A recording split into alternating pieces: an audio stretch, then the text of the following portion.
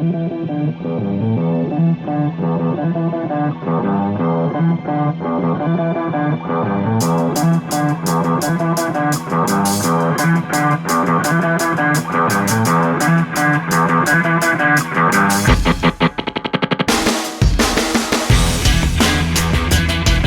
bikes, they only weigh about 64-65 kilos, so there's nothing to them really.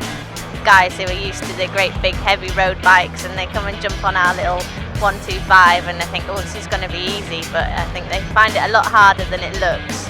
But with 15 minutes it's really impressive to see the progression. Like Kate said, the biggest thing for the road riders is just the fact getting the bike moving underneath them, because they're so used to the big heavy bike and they're scared to death of leaning it because, you know, it'd fall over, but there's nothing to them really.